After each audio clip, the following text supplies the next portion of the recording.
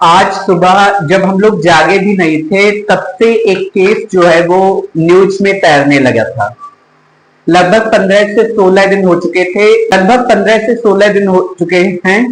Meghalaya police जो है वो NDRF, SDRF, local police, experts, सारे के सारे लोग लगे हुए थे और एक लड़की को, एक महिला को ढूंढ रहे थे। और उसके बाद जो है आज सुबह लगभग 1 बजे के आसपास जो है वाराणसी और गाजियाबाद के बीच में जो है एक ढाबा पड़ता है, काशी चाय जाय का।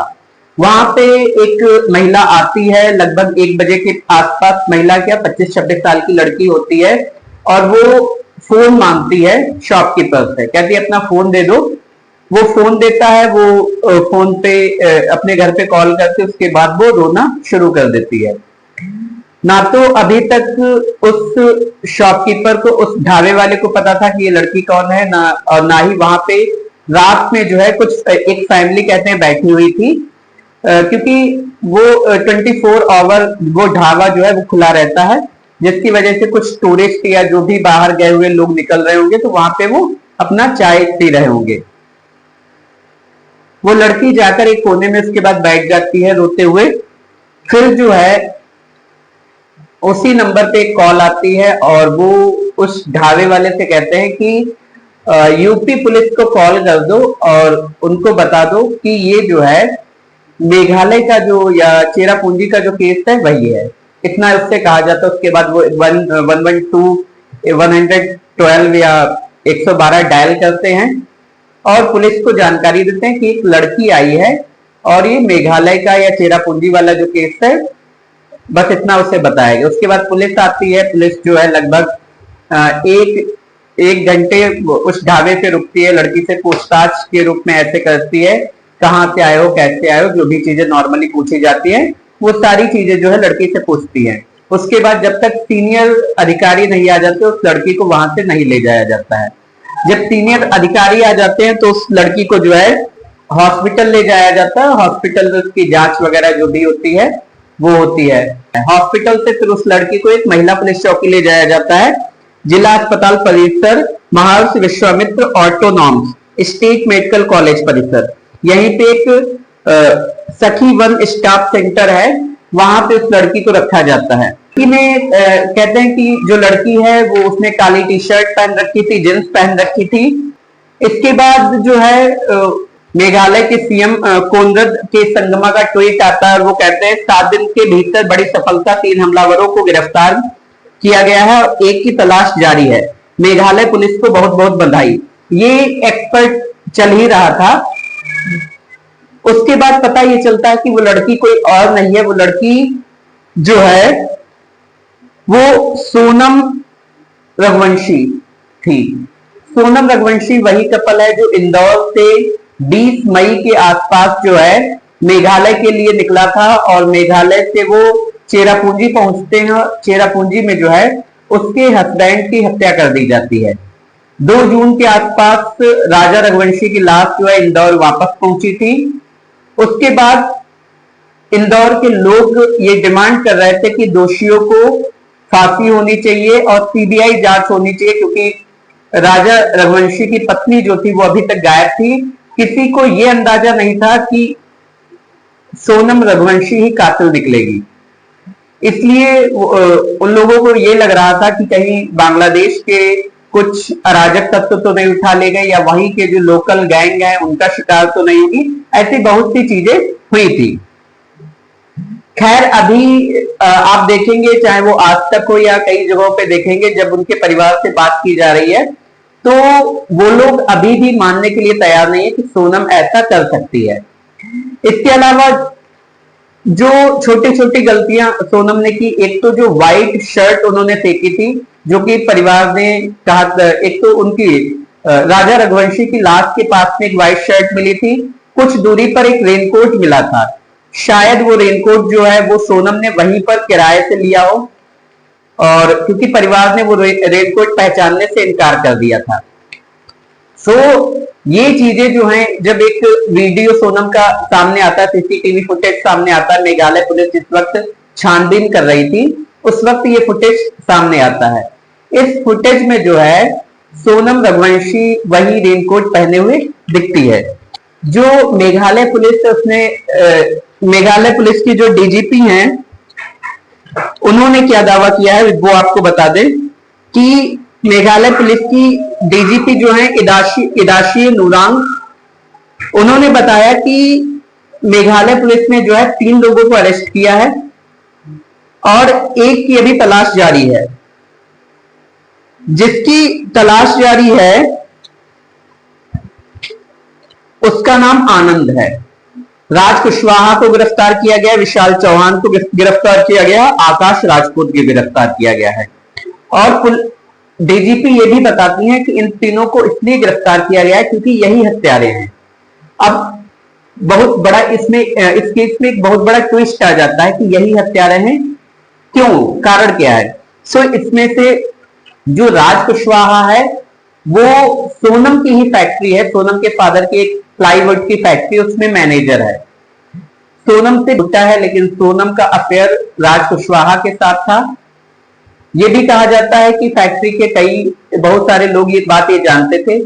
सोनम के पिता जो हैं वो पैरालाइज्ड हो चुके हैं, इसलिए वो इस वक्त फैक्ट्री को नहीं देख पा रहे थे। उनका भाई है जिसका नाम गोविंद है, गोविंद फैक्ट्री को देख रहा था। गोविंद जो है पिछले लगभग 25 या 26 तारीख से लगभग जो है वो मेघालय में ही है, चेरापूंजी में है, अपनी बहन को वो तलाश रहा था।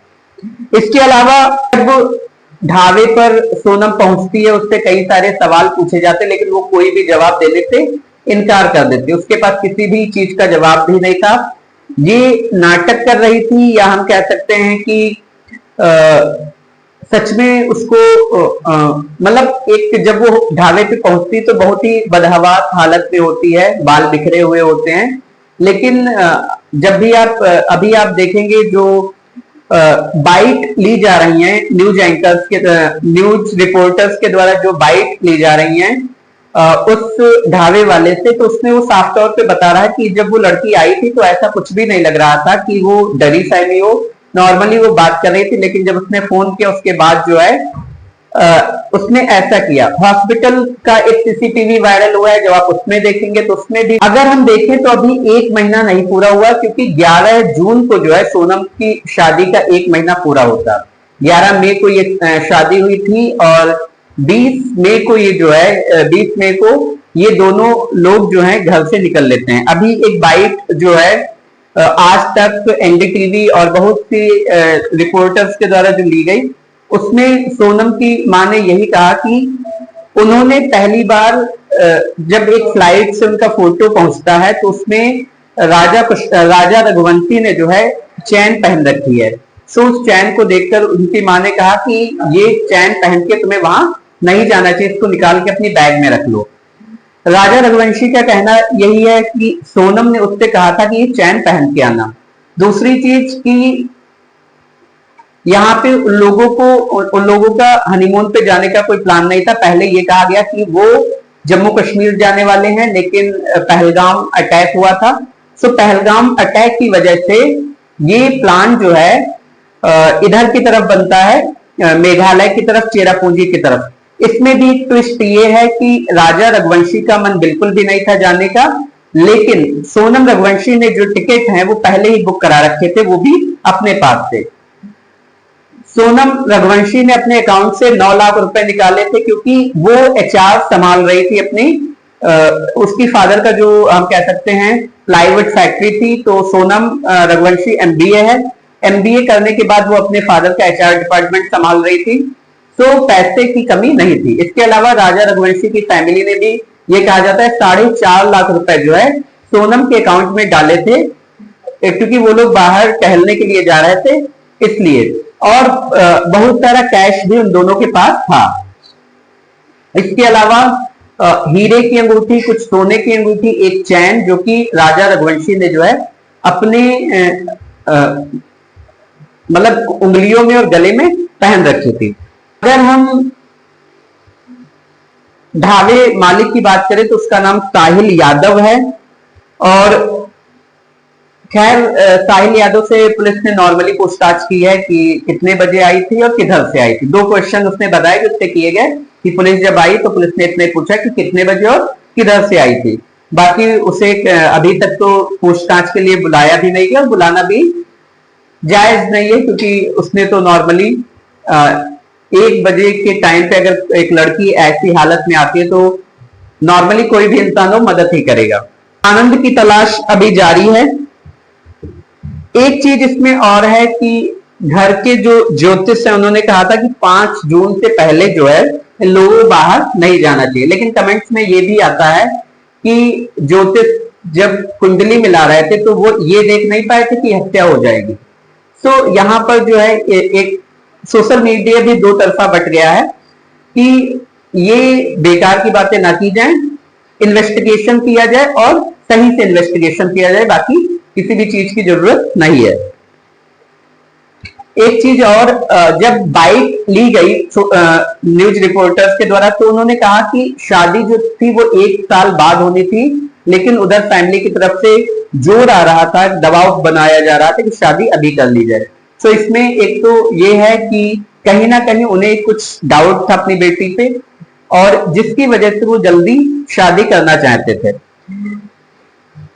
इसमें सबसे अहम रोल जो निभाया है वो इनडायरेक्टली ही सही, लेकिन गाइड ने ये बताया कि एक गाइड उनके साथ था पहले दिन, जिसने ये बताया कि राजा रघुवंशी के साथ 3 लोग और थे और सोनम उनके पीछे पीछे आ रही थी। सोनम उस दिन व्रत थी, जिसकी वजह से जो है उसे थकान भी महसूस हो रही थी। लेकिन वो कौन लोग थे, जब उससे पूछा गया तो उसने कहा वो लोग हिंदी में बात कर रहे थे।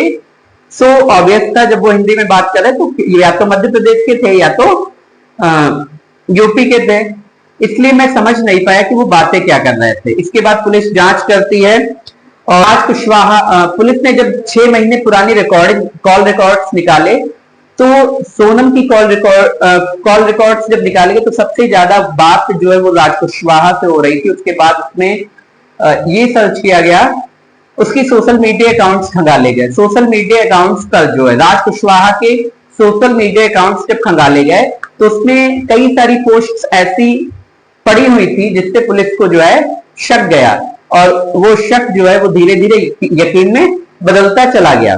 प्रदेश की अगर बात करें तो यहाँ पे जो रघुवंशी समाज है तो इसमें ये कहा जाता है कि रामनवमी के दिन जो लड़के या लड़कियां जिनकी शादी की उम्र हो जाती है तो वो लोग एक पर्ची लिखकर इनका जो भी एक स्थान है वहां पे ये लोग रख देते हैं, जिसको भी आप ऐसे समझ सकते हैं कि मैट्रिमोनियल ऐप है, ठीक है। सो जिसको भी जरूरत होती है वो पर्ची उठाते हैं और उसी हिसाब से अपना देख लेते हैं। तो अगर पहले देखें तो ये दोनों फैमिली, ना तो राजा रघुवंशी की फैमिली ना तो सोनम रघुवंशी की फैमिली, इनकी पहले कभी मुलाकात नहीं हुई थी और ये जो है पहली बार मिले थे और मिलने का माध्यम वही था वो पर्चियां, जो कि अधिकतर रघुवंशी समाज जो है वो